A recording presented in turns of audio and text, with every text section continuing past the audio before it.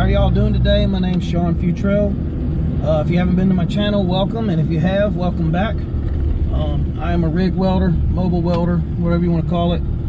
I do videos to help other welders like myself, tips and tricks, how-to videos, and I also do some off-roading videos. So if you like that kind of stuff, click the subscribe, ring the little bell to get notified, give me a like on the video. I greatly appreciate it.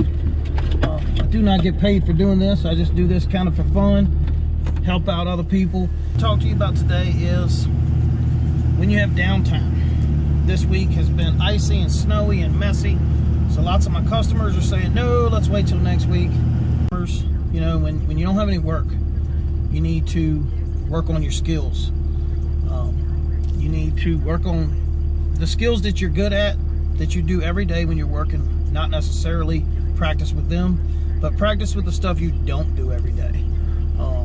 I used to TIG weld a lot way back in the day, about 15 years ago.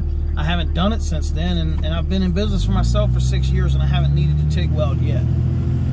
But I picked up a thermal arc stick TIG machine with the TIG welder for a great deal a couple years ago, and every now and then when I have downtime, I practice my TIG welding because I may get it. So I'm also going to practice on my torching, because a lot of times when I'm on the job site, I'll pick up a Batalo with a 6-inch wheel and cut stuff with that, even though I can cut it a lot faster with a torch. I used to know a guy that cut with a torch and it looked like he cut it with a cutting wheel. Very little cleanup. He had steadiest hands I've ever seen of anybody with a torch. But like I said, when you have downtime, you want to practice with the stuff you're not proficient in. Practice, practice, practice. You're investing time into your own company or into yourself. If you have a friend that's really good with something, like I have a buddy that works for Philip Morris, and he's a welder, and he's very proficient in TIG welding. I've seen few better. But he said, hey Sean, just come on over anytime you want when I'm not working, and I'll give you some tricks, tips, you know, give you some help, get that TIG welding a little better. You know, I am willing to take any advice I can get. You're never too good to take advice from people that have been doing it longer than you. Never think you are too good to take advice. If somebody offers advice, that's free help, that's free school, that's free learning. But like I said, just practice with your stuff when you're down. That's investing into your own company. Obviously, you're not getting paid to do it, but you will be in the long run. Another thing I wanted to talk about is, if your area looks like my area looks right now, and you have a four-wheel drive, and you're capable of going to town, when you go to town, check on your neighbors. If you've got some elderly neighbors or just some neighbors that don't like driving in this kind of weather, call them, text them, just ask them, hey, I'm going to town, do you need anything? Do you need me to pick up a jug of milk, loaf of bread, you know, anything like that? I know when it snows, everybody wants to get milk, bread, and eggs. I guess they're making French toast or something, but we usually keep our refrigerator stocked. So when it snows, we usually don't need to go get anything unless it's time for us to go get groceries. But check on your neighbors. Make sure they don't need anything. If they need some help, you know, I had a few customers that I had lined up this week. I sent out a few text messages this morning. Hey, just wanted to know if it's really pressing, I can come out there. We'll figure out a way. I'll put an easy up out or something, so we're not getting rained on, sleeted on, snowed on. We'll get you fixed up. Guys text me back. One of them hasn't had power for 6 days.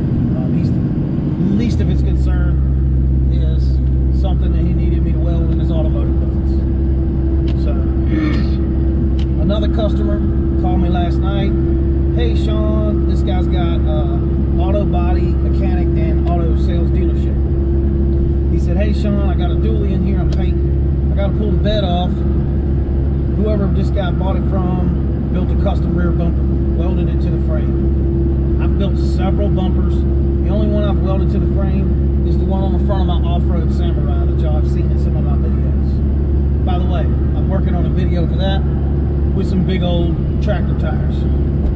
Stay tuned for that one. Anyway, hey Sean, got this bumper welded to the frame.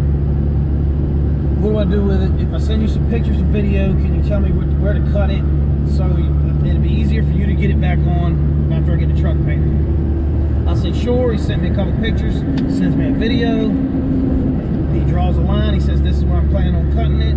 Is that good? I called him back. I said, that's great. Just let me know when you want to remount it. I'll probably make it so it can be bolted on and off, because welding a bumper on, unless it's an old farm truck or something off-road like my Samurai, you don't really want to weld your bumper on, because like this situation, in the future, you might need to take the bumper off.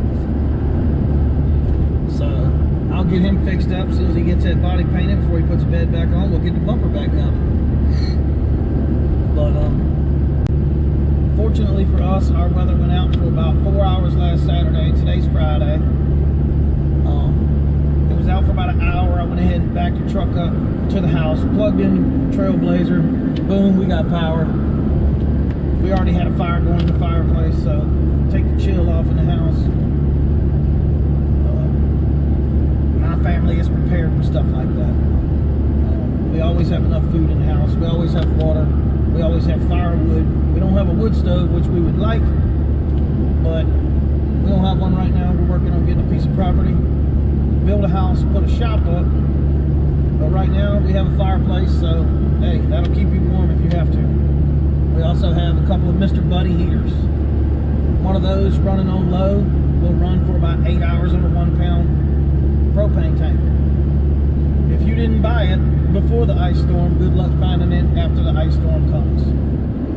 But luckily we've had them things for years. I use them in the shed every now and then. Different stuff. We use them when we go camping if it gets cold. But need to be prepared for inclement weather. And during the inclement weather, like I said, I'm practicing. You know, I got a buddy that dropped off a trailer. He bought it at an auction, so old VDOT trailer. He says, Sean, I need you to cut the trailer flat. So guess what? That gives me practice with my torch, like I was talking about earlier. I could just cut it all off and, you know, like a bull in a china shop, like I'm just demoing a bunch of stuff. Or I could take my time and cut the stuff off. He's gonna pay me the same either if it takes me 10 hours or 30 minutes. So I'll take my time. I haven't done it yet because it's still raining and sleeting a little bit. But I'll take my time and using my torch, and I'll practice doing stuff that I don't do very much. That way, next time I need to cut something, maybe I can't get the Metabo in there with a 6-inch wheel, and I'll just pull the torch out and cut it all smooth like my buddy used to do. Figure I'd give you all a little view of what I'm seeing today. Good old Central Virginia, about 40 minutes south of Richmond. The roads are clear, just wet, but the trees are still covered with ice. Power lines are covered with ice. People are still out of power, and people are still losing power. Power company's working round the clock to get ours fixed up. And on that note, here in Virginia, we're kind of prepared for stuff like this most of the time. From what I understand, there's a lot of folks without power, a lot of folks injured or passed away in Texas due to these conditions. I'd like to take a moment. Y'all can say a little prayer for the folks in Texas.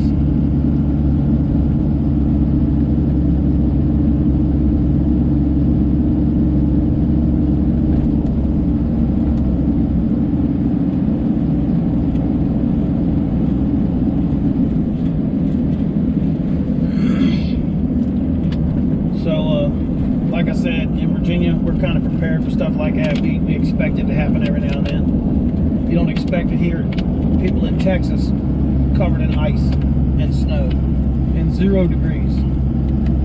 So keep them in your prayers. And if you got a friend or family member that does not have power or cannot get to town and you can, or you have power, call them, text them, check on them, please. Like always, if you like what you see, give me a like on the video, click the subscribe and ring the bell to be notified when I put a new video up. And I'm trying to do one a week, but I've been real busy lately, so I've been kind of slacking. But like I said, I'm working on one with my off-road Samurai. It should be good. It may involve going airborne. It may not. It may involve floating in a pond. Stay tuned for that. I'll probably try the airborne first because I can wear a seatbelt and a helmet easier than I can swim. So anyway, y'all be safe out there and stay warm. And we'll see you on the next video. God bless.